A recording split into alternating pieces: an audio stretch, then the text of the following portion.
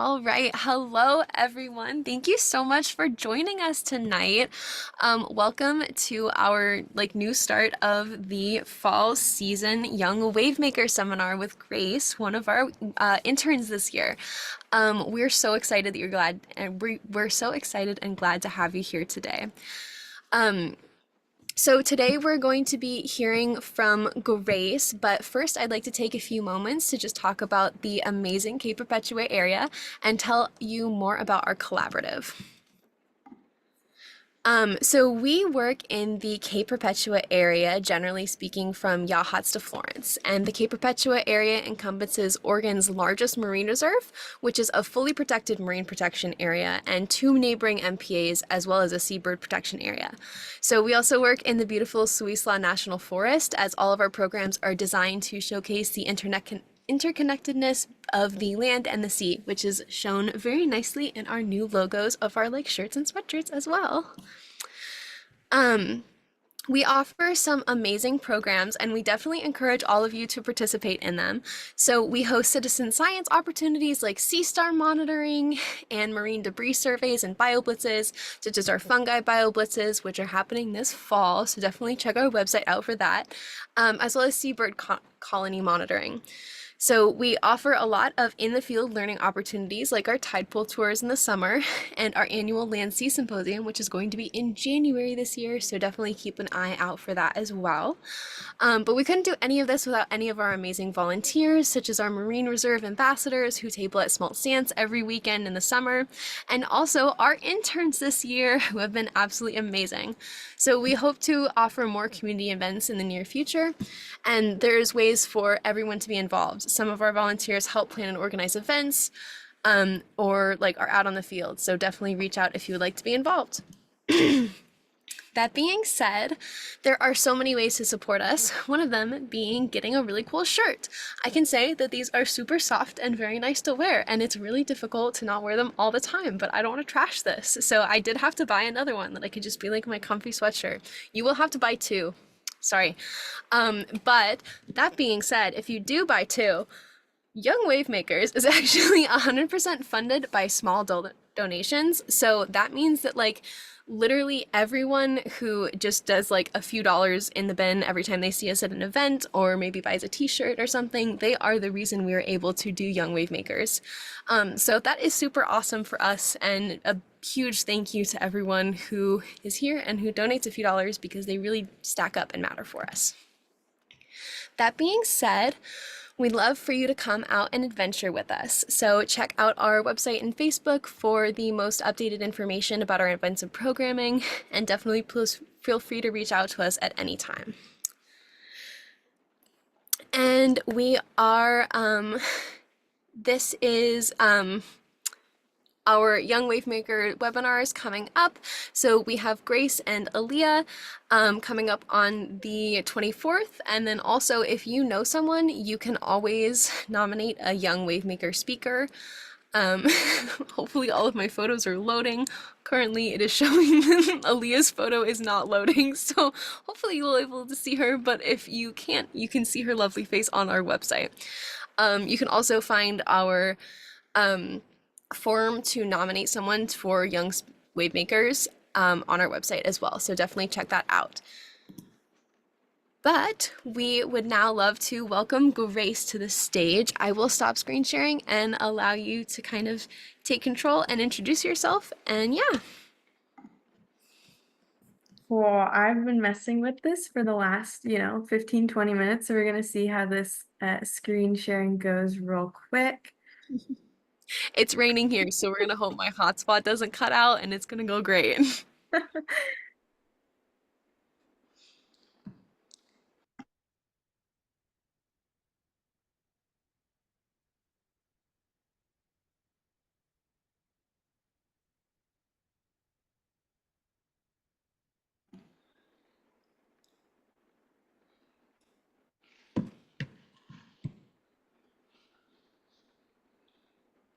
That's a surprise. We're not ready for that yet. Alrighty, okay. We should be good to go now. First things, I'm going to introduce myself. My name is Grace. I'm currently a third year studying zoology here at Oregon State University. I'm currently in Corvallis, Oregon.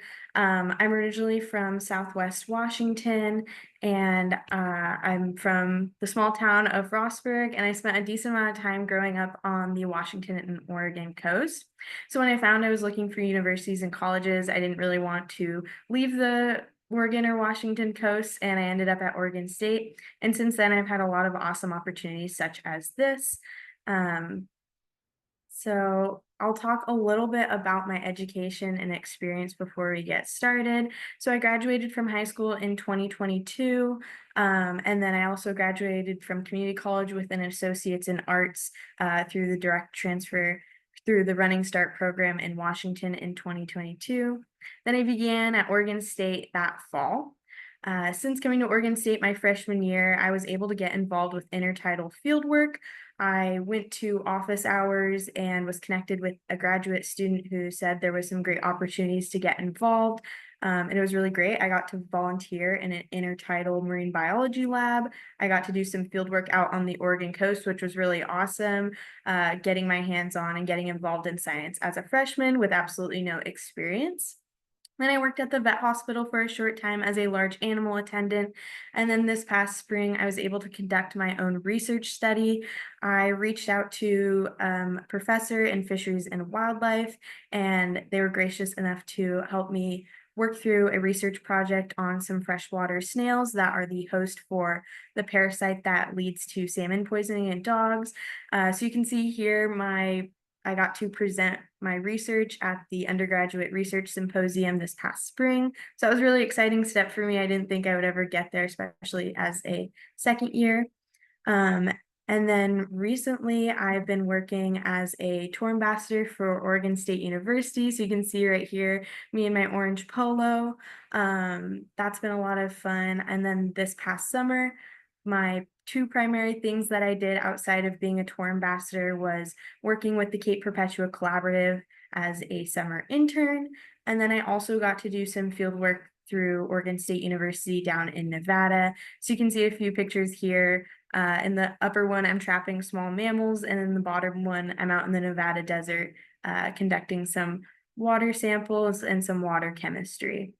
The last thing I'm currently involved in is I'm an alumni ambassador for Oregon State University as well.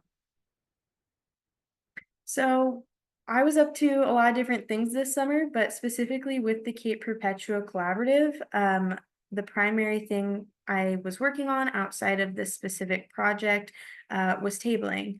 You can see kind of my table display right here. Each week we'd come in, me and the other interns, we'd often come in at the same time or overlap shifts a little bit. So most of the time we weren't alone, but we get to set up with some maps, some information, some infographics, displays, stickers, and anything else. We would set up outside of the visitor center, so the U.S. Forest Service Center, and oftentimes be the first point of contact for a lot of visitors. So a lot of people were turned away thinking we were just there gonna ask them for money, but normally we were there able to give directions, we were able to answer some questions and do some outreach.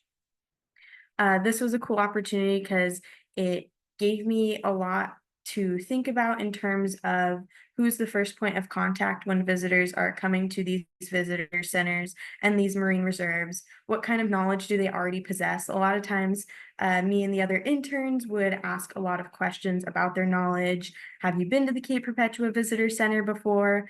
And then try and educate them or answer questions in any way that we could. So about the project, I had a lot of different ideas for this project, and it was really hard to kind of hone that into something that could really be done within one summer, and then present it, of course, at the end of the summer. So the common theme that I really incorporated or picked up as I was kind of tabling and thinking about what I wanted to do my project on, I thought a lot about what the public knew about these marine reserves and their understanding of certain species within these marine reserves and just their general knowledge of conservation of ecosystems in regions like the Oregon coast. So I kind of decided I wanted to do a project that involved science communication, and I wanted to do a report on the information presented to the public on a species, which is Pacific lamprey. They're species that exist within our Oregon Marine Reserves out on the Oregon coast, but are likely not as known as commonly by the public as some of our other species, which I'll discuss later on. So I wanted to do a report and look at what was the first point of contact that people saw when they were to look into a certain species that wasn't as well marketed or advertised to the public. So the reason I chose Pacific lamprey, there's a few different reasons, but I think a lot of the times when people come to visit the Oregon coast, they think of some amazing, charismatic creatures. We look at conservation from the public's perspective. We often see a trend of charismatic megafauna. In the case of the Oregon coast, it looks a little different. We have, I'd say, the most charismatic megafauna you're going to find is going to be gray whales or orcas. We also have a lot of conversations about sea otters on the Oregon coast in terms of reintroduction, which is awesome. And it's so important to have these conversations and be able to promote and encourage the public to get involved and learn about all these amazing species.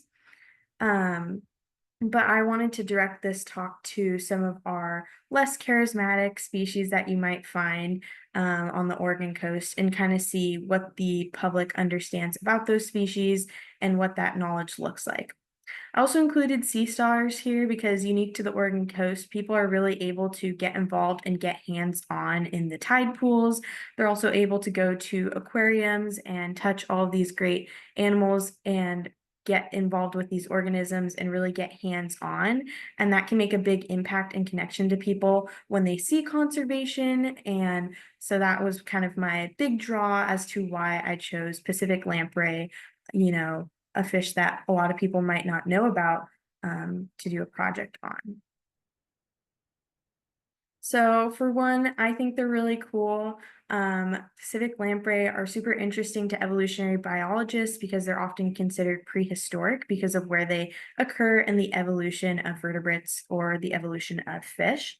And they're researched throughout many scientific disciplines. They're also a great model for endangered species. They're vital to freshwater and marine ecosystems in the Pacific Northwest. They hold ecological value as well as cultural importance, and that can be reflected in a lot of the decision making we see currently and then the historical decision making. The picture I selected in the middle is an image from quite a few years ago, and it is a Columbia River dam. In this picture, they have some grates that are typically designed to deter salmon from going into the turbines. But because lamprey are they don't have many hard parts, they got sucked into those grates. And I use this image to kind of show that a lot of times the management and engineering that goes into a lot of our ecosystems isn't geared towards a species like lamprey, and a lot of times is more focused on something such as salmon that is well loved by the public for good reason.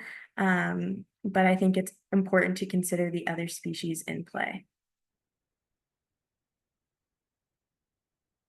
So just a little background on the biology of Pacific lamprey. I want to make sure that I give some background before I get into kind of the communication aspect of this.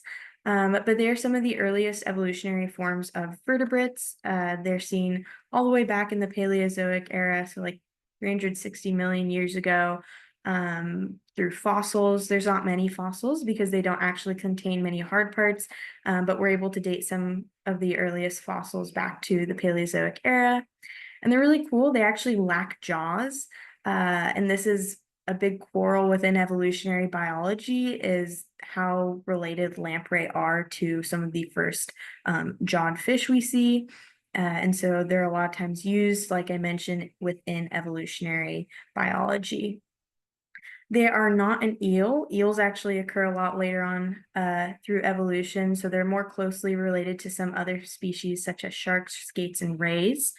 They are anadromous, so they are born in freshwater ecosystems. They spend about 3 to 7 years there, and then they will mature as juveniles out in the marine ecosystems where they'll be from typically 1 to 3 years. And then they'll return upstream just like salmon, and then they'll spawn and die. So lamprey are pretty cool. They have interesting life history. And then specific to Pacific lamprey, they develop a cool disc structure in their mouth while they're out in those marine environments. And then this allows them to kind of, as you can see, latch onto this rock here or latch onto different organisms because they are parasites. So a lot of times you'll see them parasitize fish such as salmon, and this is how they get most of their nutrients while they're in that adult stage of life.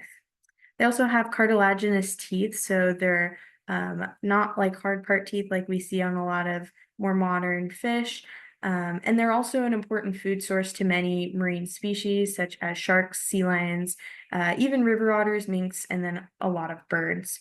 So they're really essential for ecosystems out in the Pacific Northwest. And then lamprey in general are really important across the world. Just to emphasize my point of how cool they are, at the very top here in this green, the Petromyzontidae or Petromyzotiforms. Oh, hard to say these words. They occur a lot earlier. They're some of the first branching off of the vertebrates, whereas we're down at the very bottom in this purple in the amniota, reptiles, birds, and mammals.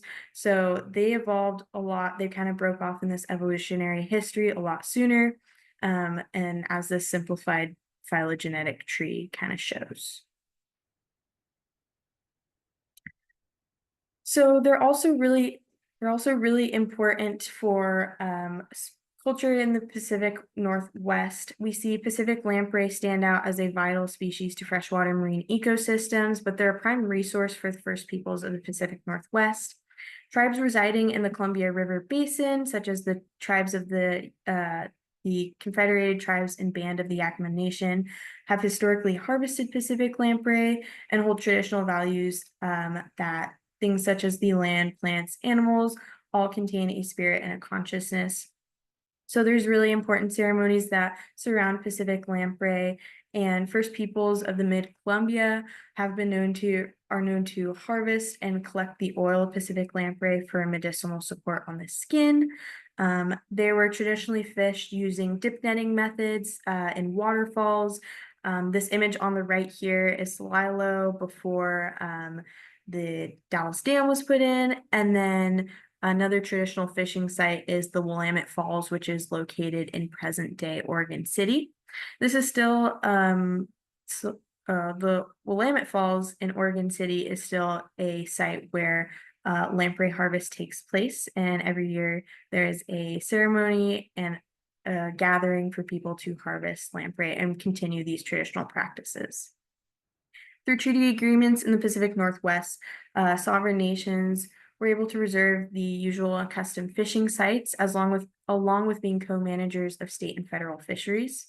Participation in decision-making, hydropower, hatcheries, and production related standards is shared by federally recognized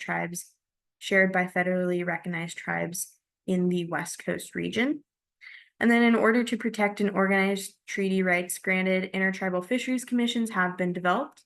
There's two primary tribal fisheries commissions in the Pacific Northwest that I'll highlight relating to Pacific lamprey. You'll find the Columbia Intertribal Fisheries Commission and the Northwest Indian Fisheries Commission. The Columbia Intertribal Fisheries Commission represents the four tribes within the Columbia Plateau that share similarities throughout their culture and values surrounding fishing in this Columbia Basin region. Another reason that I chose Pacific lamprey is because of this phrase that you might have heard before when speaking or seeing lamprey, and that is because they are often referred to as trash fish and have historically been referred to as trash fish. And you can kind of see this narrative pushed through a lot of the decision making that comes with infrastructure on the Columbia River Basin and throughout this region. This is, of course, an inaccurate representation of Pacific lamprey due to people moving into the Pacific Northwest and deciding that they didn't find any commercial value in lamprey. The fishery sought to seek out other species of fish and kind of disregard lamprey. I have a picture here of a Snake River Dam, and you can see it kind of littered with lamprey. But then the other three images I have represented show kind of the different ways that cultures use Pacific lamprey. In the bottom right image, this is of Willamette Falls, which is a traditional fishing site. Oftentimes, like the picture I showed in the beginning, dams lack passages that are suitable for lamprey, and there's a huge lack of education, which led to the species to be oftentimes neglected in common conservation practices. Recently, with the rise of traditional ecological knowledge or indigenous science, which has been recently incorporated into management practices outside of indigenous fisheries, these freshwater eels, as they're often referred to by local tribes and communities, are finally getting some more attention, and hopefully we'll see more events and promotion involving Pacific lamprey. So for this project, I wanted to look at a few different things. One primary aspect I wanted to look at was what was being presented on to the public about Pacific lamprey. We oftentimes see lots of fun brochures and stickers and just information about some of the more charismatic species that I mentioned. A lot of times there will be a lot of fun stuff, especially at those visitor centers. So something I wanted to consider is if you were to Google Pacific lamprey, or if you were to visit the Cape Perpetua Visitor Center, what type of information would you see, and what would you be learning, engaging, and how does this vary from resource to resource? So a lot of times people passing through these visitor centers are asking about hiking trails and information, but they often learn about something else. I also wanted to look into some of the environmental stewardship in this region as well. So the first kind of resource I looked at was the U.S. Fish and Wildlife Service. I figured a quick search of Pacific lamprey, one of the first results is going to be the U.S. Fish and Wildlife. It's a really reputable source, and it's what most people are going to trust when they're getting information. I found that the website was interactive, but it shows that a person interested in a species would be able to gain some surface level knowledge about it, which would be appropriate for the public. There's information on the geographic distribution. So if people were interested to see if this species resided in a region that they lived in or that they were familiar with. It also showed the life cycle as well as behavior and much more information. There was also some more information and media links at the bottom of the page, which kind of debunked some common misconceptions immediately throughout. A deep search of information through the media might yield more results, but there really wasn't any information on that first page about the cultural significance of Pacific lamprey to First Peoples or in general in the Pacific Northwest.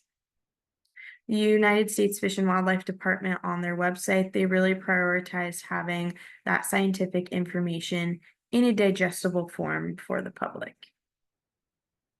Another agency I looked at was going to be the Oregon Department of Fish and Wildlife. I figured people might want to be a little more regional with what they're looking at for Pacific lamprey. And if they were to Google Oregon at the end of that search, ODFW might be one to pop up. Oregon Department of Fish and Wildlife had a few different links about Pacific lamprey, but their initial website wasn't super up to date. They did have an online PDF, which ended up being an infographic about lamprey species in Oregon, because Pacific lamprey aren't the only species of lamprey you'll find in the United States. The front side of the infographic had a lot of great information as lamprey as a species, and even information on how they differ morphologically from an eel. My issue with the infographic itself is that it wasn't typically accessible like an online interactive web page because the infographic was just a PDF, which might deter many people. The information was also specific to Pacific lamprey, and it had a very different approach, with the first line initially being about the cultural significance of the species. I took a quote from kind of this infographic because it was one of my favorites, but it said Pacific lamprey as a species is culturally significant to several Native American tribes that harvest them for use in ceremonies, for food, medicine, and other purposes. Limiting factors to the species are addressed, and conservation groups are also linked.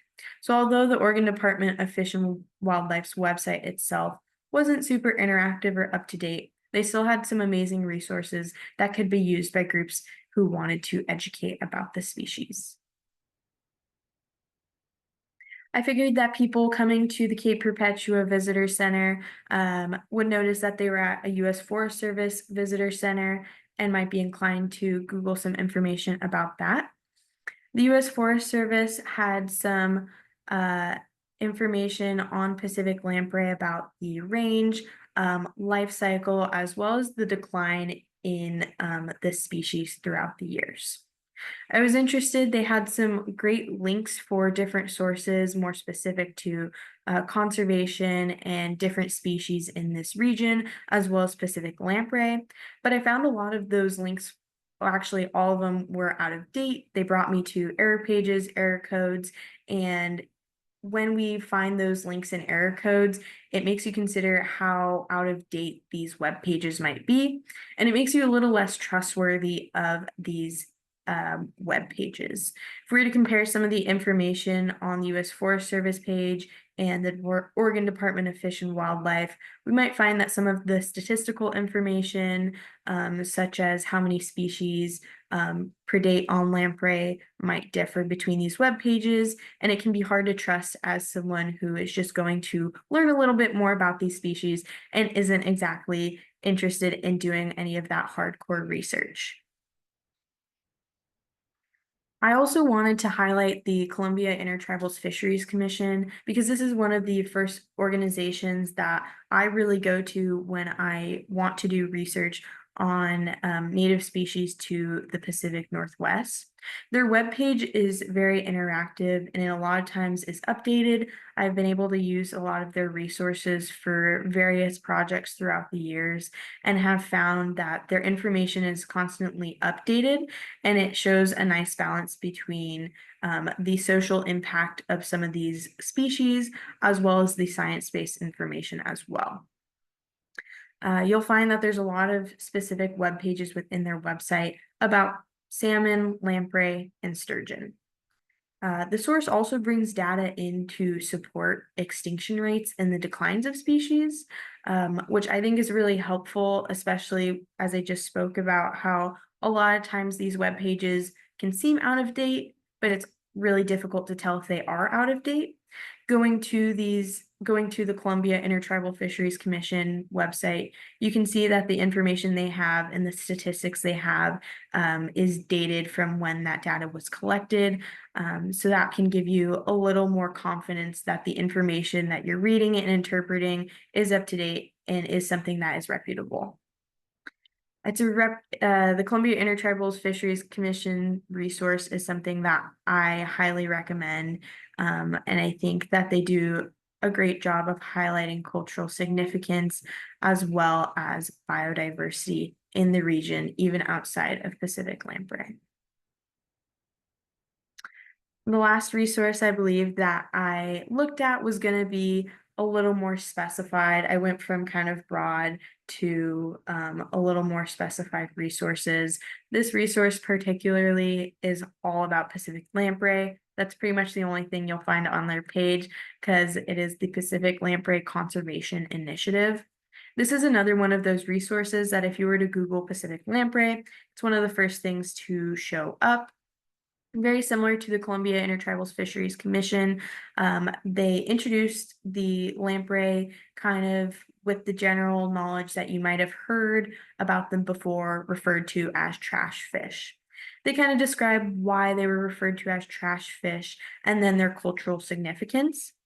Rather than describing biological data on the species status, whether or not they're endangered, population counts, anything like that, they leave those as links that you can look at through interactive maps. The Pacific Lamprey Conservation Initiative focuses a little bit more on presenting the organization's mission and outreach on its initial webpage, and more so focused on sending outreach to the public and making awareness about this species, and less so of answering those initial questions people might have about a Pacific lamprey's biology.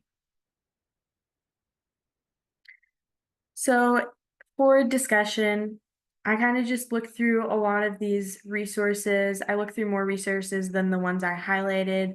I also went inside of the U.S. Forest Service Visitor Center at the Cape Perpetua Collaborative, and they do have a small piece of information on Pacific lamprey, a picture as well.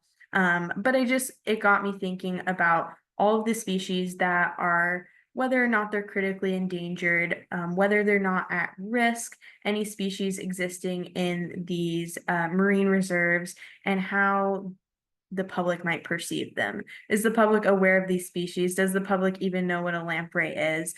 So I think it's something that's good to consider when we're thinking of conservation in terms of a lot of different species in our marine ecosystems. If someone is gravitating towards getting their information online, maybe they want to learn a little more, they will gravitate towards a website that's going to be updated, interactive, and always developed with new information. These resources, like the Columbia Intertribal Fisheries Commission and the Pacific Lamprey Conservation Initiative, are great resources because they have all those things. They tie in both biological data as well as that social impact of these species, which is really important, especially when we're thinking of these species in terms of conservation. It's really important that these resources are kept up to date so that if the public were to look at two different resources, they weren't conflicting. Lots of images and information outside of just general biology can provide a really good foundation for learning, even outside of just one species in general, and more about our marine ecosystems here on the Oregon coast. I used a lot of resources in this, and if you're interested in looking in more info, I'd be happy to share this information as well. But I want to say thank you to the Cape Perpetua Collaborative for giving me this opportunity in this space to share my information and kind of do a passion project of mine. I had a really awesome time being able to table out on the Oregon coast. I actually hadn't visited Cape Perpetua before I got this internship, so it was really amazing for me to be at the visitor center and be able to talk to people and learn from them as well. There's so much knowledge that the public holds, and it can really help me and the rest of the interns kind of develop these outreach opportunities and way that we can get the community involved in citizen science. So a big thank you there. If you have any questions, feel free to let me know, and you're more than welcome to contact me if you want more information or you have any more questions. Thank you so much, Grace. That was awesome. And it was so fun to hear about your experience this summer turning for us. And thank you so much for your presentation. That was awesome. So people who are joining us again, you guys are absolutely welcome to like raise your hands or ask a question. It looks like we've got one. For an anonymous attendee, Grace, if you had a magic wand and no constraints on time and money, what would you do to change something? That that is a very difficult question. I think it's A really hard question. because my mind is on conservation and just science outreach and education. I think that is what I would do, as I would give everybody the ability to be able to educate themselves and learn about what we are existing in these ecosystems in the Pacific Northwest, kind of the environment we're living in, and how that impacts different communities. I just wish that everybody would have the space to be able to learn like I've been able to. There's so much that I've been able to learn, and I think it'd be awesome if everybody else would have those spaces to become educated within science. That's a great answer. Any other questions?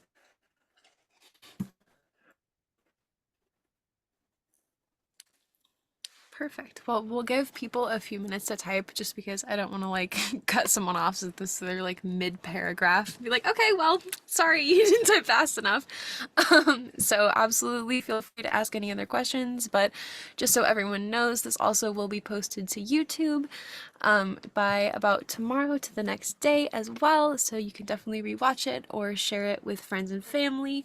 Definitely give Grace some love. Thank you guys so much for joining us today. If there are no other questions, though, I will not keep everybody hanging. Um, and someone else just said, Grace, I'm blown away by your expertise and presentation skills. So Oh, thank you thank so you. much, you guys.